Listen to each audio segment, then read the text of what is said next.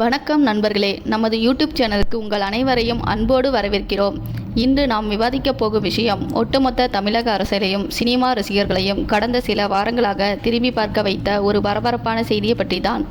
ஆம், நடிகர், நடன இயக்குனர் மற்றும் எல்லாவற்றிற்கும் மேலாக ஒரு சிறந்த மனிதநேய காவலரான ராகவா லாரன்ஸ் அவர்களின் அரசியல் பிரவேசம் குறித்தும், அவர் திருச்சி கிழக்கு தொகுதியில் இடைத்தேர்தலில் போட்டியிடுவாரா மாட்டாரா என்பது குறித்தும் எழுந்த விவாதங்களும் அவர் அளித்த முற்றுப்புள்ளியை பற்றி தான் இன்று நாம் மிக விரிவாக பார்க்க போகிறோம்.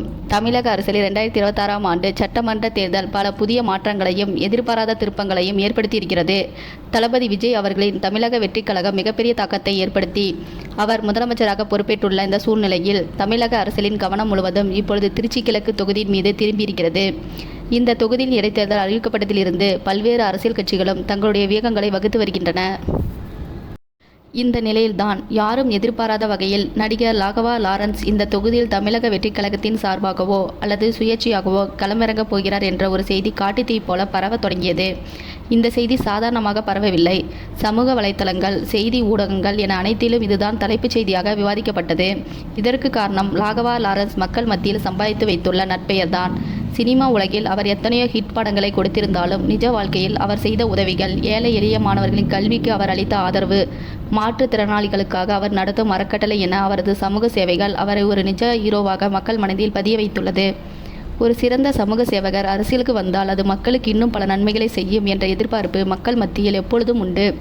அந்த எதிர்பார்ப்பு தான் ராகவா லாரன்ஸ் திருச்சி கிழக்கு தொகுதியில் போட்டியிடப் போகிறார் என்ற செய்தி இவ்வளவு பெரிய அளவில் விவாத பொருளாக மாறியது. ராகவா லாரன்ஸ் மற்றும் முதலமைச்சர் விஜய் இருவருக்கும் இடையிலான நட்பு திரையுலகம் தாண்டி ஒரு ஆழமான பிணைப்பு என்பது பலருக்கும் தெரியும். விஜயின் அரசியல் பயணத்திற்கு ஆரம்பம் முதலே தனது முழு ஆதரவையும் வாழ்த்துக்களையும் தெரிவித்து வந்தார் லாரன்ஸ்.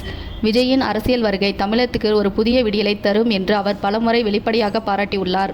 இந்த சூழ்நிலையில் திருச்சி கிழக்கு தொகுதியில் ஒரு பலமான வேட்பாளரை நிறுத்த வேண்டும் என்ற நிலை வரும்போது ராகவா லாரன்ஸ் அந்த இடத்திற்கு சரியாக இருப்பார் என்று அரசியல் விமர்சகர்கள் கணிக்க தொடங்கினார்கள். ஜூன் மாதம் பிறந்ததிலிருந்தே ராகவா லாரன்ஸ் ஒரு மிக முக்கியமான அறிவிப்பை வெளியிடப் போகிறார் என்ற தகவல் வெளியாகி அந்த எதிர்பார்ப்பை இன்னும் எகிரச் செய்தது. அவர் என்ன சொல்லப் போகிறார்? ஒருவேளை அரசியலில் இறங்குவதாக அதிகாரப்பூர்வமாக அறிவிப்பாரா? விஜயின் கட்சியில் இணைவாரா? அல்லது திருச்சி கிழக்கு தொகுதியில் வேட்பாளராக தனது பெயரை அறிவிப்பாரா என்று பல கேள்விகள் மக்கள் மத்தியிலும் பத்திரிகையாளர் மத்தியிலும் எழுந்தன. ஜூன் 11ஆம் தேதி அவர் வெளியிடப் போகும் அந்த அறிவிப்பிற்காக ஒட்டுமொத்த தமிழகமும் காத்திருந்தது என்று சொன்னால் அது மிகையாகாது. ஆனால் அனைத்து யூகங்களுக்கும் எதிர்பார்ப்புகளுக்கும் முற்றுப்புள்ளி வைக்கும் விதமாக ராகவா லாரன்ஸ் அவர்கள் ஒரு நேரடி விளக்கத்தை அளித்துள்ளார். தனது அதிகாரப்பூர்வ சமூக வலைத்தள பக்கங்கள் மூலமாகவும் பத்திரிகையாளர் சந்திப்பின் மூலமாகவும் அவர் ஒரு மிக முக்கியமான செய்தியை மக்களுக்கு தெரிவித்தார். அதாவது திருச்சி கிழக்கு தொகுதி இடைத்தேர்தல் தான் போட்டியிடப் போவதில்லை என்பதை அவர் மிக ஆணித்தரமாக தெளிவுபடுத்தினார். இந்த அறிவிப்பு பலருக்கு சிறிய ஏமாற்றத்தை அளித்தாலும் அவர் அதற்கு கூறிய காரணங்களும் அவரது எதிர்கால திட்டங்களும் மக்களின் கவனத்தை ஈர்ந்துள்ளன. ராகவா லாரன்ஸ் தனது பேட்டியில் பேசும்போது தான் அரசியலுக்கு வருவதாக ஆசையோ அல்லது பதவி ஆசையோ தனக்கு ஒருபோதும் இருந்ததில்லை என்று குறிப்பிட்டார்.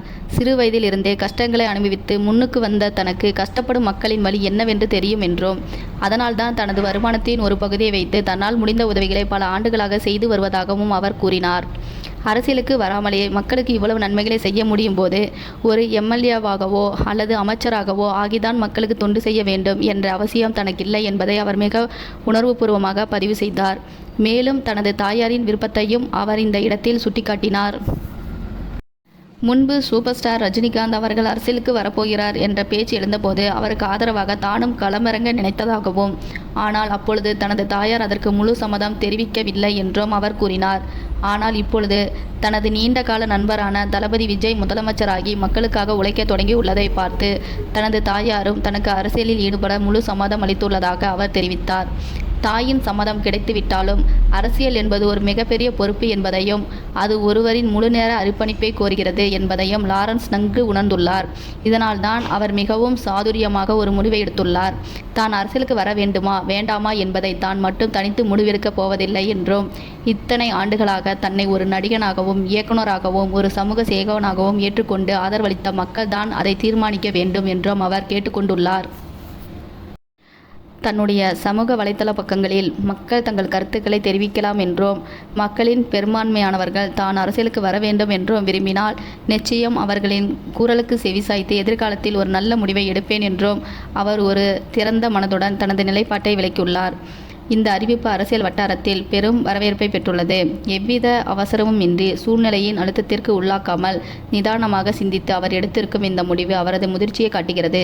திருச்சி கிழக்கு தொகுதியில் அவர் போட்டியிடவில்லை என்பது உறுதியாகிவிட்டதால் இப்பொழுது அந்த தொகுதியில் தமிழக வெற்றிக் கழகத்தின் வேட்பாளர் யார் என்ற கேள்வி மீண்டும் விஸ்வரூபம் எடுத்துள்ளது. லாரன்ஸ் போட்டியிடாத நிலையில் அங்கு கட்சியின் அடிமட்ட தொண்டர் ஒருவருக்கு வாய்ப்பளிக்கப்படுமா அல்லது வேறு ஏதேனும் முக்கிய பிரமுகர் களமிறக்கப்படுவாரா என்பதை பொறுத்திருந்துதான் பார்க்க வேண்டும். லாகவா லாரன்ஸை பொறுத்தவரை அவர் இப்பொழுது தனது சினிமா பயணத்திலும் தனது அறக்கட்டளை பணிகளிலும் முழு கவனம் செலுத்தி வருகிறார். காஞ்சனா திரைப்பட வரிசைகள் மூலம் தமிழ் சினிமாவை மட்டுமல்லாமல் இந்திய அளவிலும் ஒரு மிகப்பெரிய ரசிகர் பட்டாளத்தை உருவாக்கியுள்ள அவர் அடுத்தடுத்து பல முன்னணி திரைப்படங்களை இயக்குவதிலும் நடிப்பதிலும் பிஸியாக இருக்கிறார். சினிமாவில் சம்பாதிக்கும் படத்தை மீண்டும் ஏழை எளிய மக்களுக்கு திருப்பி தரும் அவரது குணம் என்று மாறாதது.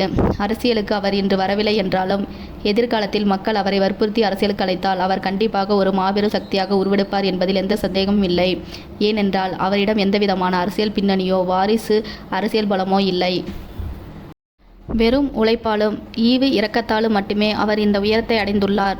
ஒரு சாதாரண நடன கலைஞராக தனது வாழ்க்கையை தொடங்கி இன்று கோடிக்கணக்கான மக்களின் மனதில் இடம் பிடித்துள்ள அவரது பயணம் அனைவருக்கும் ஒரு மிகப்பெரிய உந்து சக்தியாகவும், அரசியல் என்ற சதுரங்க வேட்டையில் எத்தனையோ பேர் பதவியை தேடி அலைகிறார்கள், பணத்தை வாரி இறைக்கிறார்கள். ஆனால் பதவி தன்னை தேடி வரும் சூழ்நிலை இருந்தும் அது இப்பொழுது வேண்டாம், மக்கள் சொல்லட்டும், அதன் பிறகு பார்த்து கொள்ளலாம் என்று விலகி நிற்கும் லாரன்ஸின் இந்த நேர்மையை அவரை மற்றவரிடமிருந்து வித்தியாசப்படுத்தி காட்டுகிறது.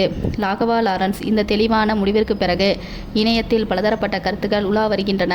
சில ரசிகர்கள் அவர் உடனடியாக அரசியலுக்கு வந்து விஜய்க்கு தோள் கொடுக்க வேண்டும் என்று கருத்து தெரிவித்து வரும் நிலையில், பல நலம் விரும்பிகள் அவர் அரசியலுக்கு வந்து வீண் விமர்சனங்களை சந்திக்க வேண்டாம் என்றும், அவர் செய்து வரும் சமூக சேவையை அவரை ஒரு தலைவனாக காட்டுகிறது என்றும் கூறி வருகின்றனர். மக்களுக்காக நல்லதை செய்ய வேண்டும் என்று நினைக்கும் எவரும் அரசியலுக்கு வரலாம் என்ற ஆரோக்கியமான சூழ்நிலை தமிழகத்தில் இப்பொழுது உருவாகி இருக்கிறது. அதை லாகவா லாரன்ஸ் போன்ற நல்ல உள்ளம் கொண்டவர்கள் எதிர்காலத்தில் எப்படி பயன்படுத்தி கொள்ளப் போகிறார்கள் என்பது காலத்தின் கையில்தான் இருக்கிறது. திருச்சி கிழக்கு இடைத்தேர்தல் களம் தற்போது மேலும் சூடுபிடிக்க தொடங்கியுள்ளது. லாரன்ஸ் இல்லை என்ற பிறகு ஒவ்வொரு கட்சியும் தங்களுக்கான வெற்றி வாய்ப்பை உறுதி செய்ய கடுமையாக உழைக்க தொடங்கியுள்ளனர்.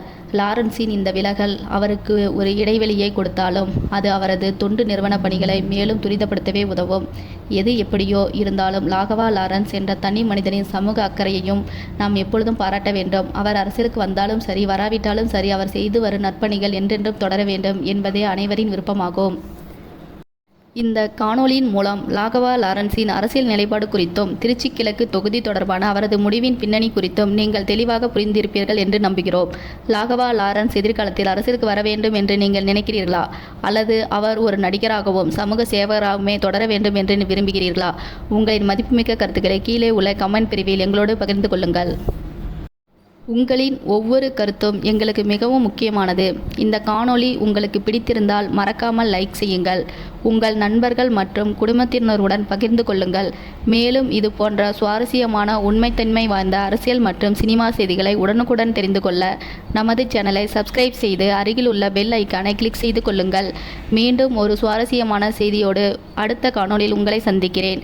அதுவரை உங்களிடமிருந்து விடைபெறுவது உங்கள் அன்பு தொகுப்பாளர். நன்றி, வணக்கம்.